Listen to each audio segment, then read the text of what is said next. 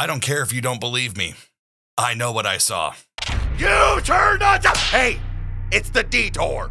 For those of you that don't know, I was a Boy Scout. So I went camping, did, all the roughing, all of the luxury, all the things that you can think of that you do when you camp. Whether it's a canvas tent or if it was a pup tent or if it was a cabin or just a bunch of saran wrap that we built the tent out of. We actually did that one time. We did a rough it camp out. I'll tell you something, you never understand how close you can be to nature until you wake up in the middle of the night and realize that there is no zipper. There's just a flap that you made that's completely transparent and see-through. Either way, when it comes to camping, I've done everything from summer to winter camping. And I can tell you right now, winter is something that I never, ever have to do again. We used to call them Klondike campouts, and it usually meant that you ate some really good hot food, but it also meant that you were just miserable and everybody wanted to go home. Well, that's a platitude. No, usually the younger guys. I was a younger guy. I wanted to go home. But you give me a summer campout, you give me a spring campout, hell, even a fall campout. I love that stuff. Sitting by a fire, hanging out with your buddies, maybe taking some adventures, going out, seeing what's out there. I've seen a witch's well. There's a story about that. That's when I found out that there is a witch's well in Ohio, but it's not what you think it is. Somebody put glow sticks at the bottom. God, fuck you, Jordan. But in so doing, when you camp, you come into contact with creatures and animals and living things. I remember specifically one time we were hiking in a big group and a hush fell over the entire line of like, shh, wait, stop, wait.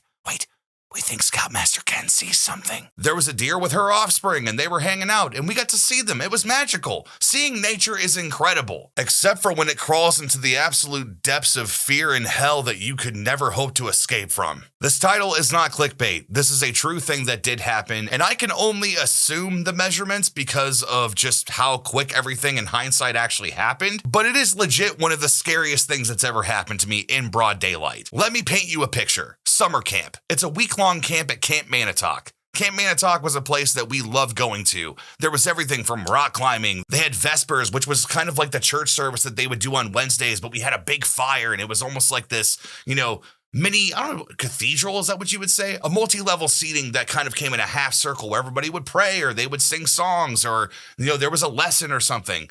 It was cool to be in that environment. Not to mention the dining hall. Oh man. Oh, if you don't like taxidermy, you shouldn't go in there. There was slamming of tables. There was chanting. There was a bunch of things. We ate like men. We were men. It's Boy Scouts because it's in the fucking name. Not that I have a problem with Girl Scouts. Dear God, I don't need to be canceled on the very first video besides a 2025 intro. But in this dining hall, they actually had these taxidermy heads that different things would happen. If there was somebody randomly called up, they had to answer trivia, or they had to get a ladder and climb up and kiss the moose. I'm here to say in front of God and everyone, I have kissed the moose. Here's a picture of it. One thing I know for a fact that they had was lick the fish, which they would take salt and pepper, and unless if the guys were faking it, they actually licked a swordfish that had been on a wall for a very long time. It was unhinged. But this was usually a week-long camp out, and back then it felt like it was forever. You'd go there and it was kind of like your escape. It was the idea of, man, no parents, I can have a pocket knife, I can carve things, I can do things. It was a great, great time. I think I did it 4 or 5 years in a row, and each one got better as it went on. But I'm pretty sure it was my third year. I want to say it was my third year of going to Camp Manitowoc, and we weren't there 20 minutes before things got very, very terrifying. All I remember was going to our campsite, which we usually had a cabin where the adults would sleep, and then the rest of the campsite had a bunch of canvas tents, essentially wooden frames with canvas over it that were pretty spacious. It essentially had a pallet on the floor that you would sleep on, and you would have your cot if you were lucky, or if you were like me and you brought a foam mattress thingy and you laid on that. All that being said, there was a process to set up these tents. We did everything we could to be sure that they were snug tight, safely. Dear God, don't nail it in the wrong area. And once you get your tent set up and you have your sleeping bag all laid out and you're ready for the nighttime whenever that comes and you're ready to turn in for the night, now it's time to kind of cut loose before all the classes begin for merit badges and all the adventures and all the crazy stuff that would happen. However, on the furthest tent away in the campsite, I don't remember everybody that was a part of it. I could get a lot of names confused, but I remember friend number one lifting up the flap, because it was essentially on the outside side of this tent that it was kind of like on a hook or something, to keep it open so you could go in and out. Well, when we got there, that tent flap was already hung up. So after he was done, he decided that it was time to go ahead and close the door. And when he did, he grabbed it, took it off of the hook, pulled it back, his eyes got wide, and he went, "Guys, you need to come here." I'm going to do my best to calmly and accurately tell you what he saw on the side of this and ultimately what we saw on the side of this tent. Oh my God, these spiders are in Ohio. Oh God, fuck. I would imagine if you're watching this, you know what a wolf spider looks like. If not, go ahead and Google it for nightmare fuel if you want to see it. I'm not going to show it here. But he opens this flap, looks down, eyes wide, calls all of us over, and I would not have believed this if I had not seen it myself. I am not kidding. What's a good ratio here? This POW sign, it was, the leg span was out to here. I'm not even kidding. It was literally out to here. Also, something else to keep in mind, this is broad daylight, and I remember seeing its eyes and thinking to myself, they're glinting. I can see the sun glinting off of its beady little fucking black eyes. And for a second, I looked into its eyes to try to see if there was any emotional connection of, hey man, you scared? So are we.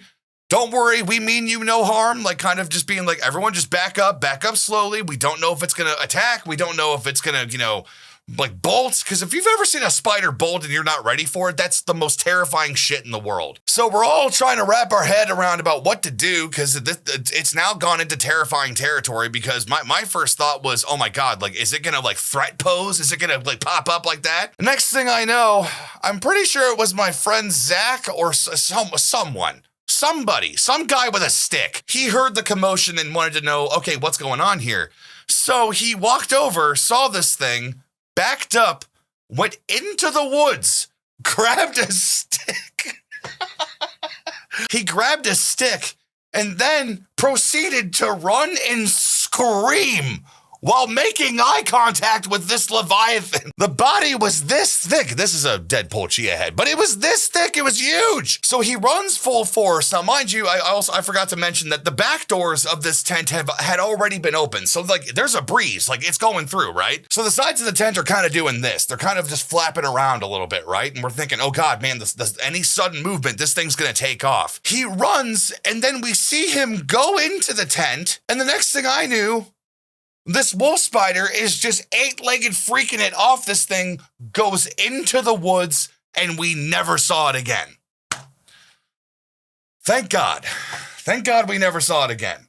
But that is seriously the biggest spider that I've ever seen in my life, hands down. As if it couldn't get worse, we also decided that the last night that we were going to, after we saw the spider, because we were kids and idiots, we decided that we were going to sleep outside on the picnic tables, kind of have like let's get our sleeping bags out here and like tell ghost stories and hang out, tell jokes, all that jazz. Well, we went to sleep and the next thing I knew, I heard scratching noises. So I thought, oh, okay, well, I'll turn on I'll turn on my flashlight and I'll see what's going on. So I did, and on the table that was next to me, there was a huge-ass raccoon.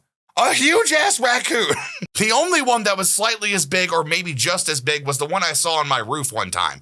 How the hell he got up there, I have no idea. But I tried to think, I thought to myself, why are there coons here? We didn't leave out any food. We put all of our stuff away for this reason. We had it in the cabin. It's one of the first things you learn in Boy Scouting, keep your food locked up. Come to find out, one of our friends got sick off of the spaghetti dinner that night and threw up all over himself and his bunkmate. And as he went to go clean himself up, these raccoons went into the tent and started to feast on vomit on top of our friend that got puked on. I saw a really big spider once. If you want more stories like this, I'll tell them. I'm sure I've got more. Like, comment, subscribe, hit all the buttons. I'll see you guys next time.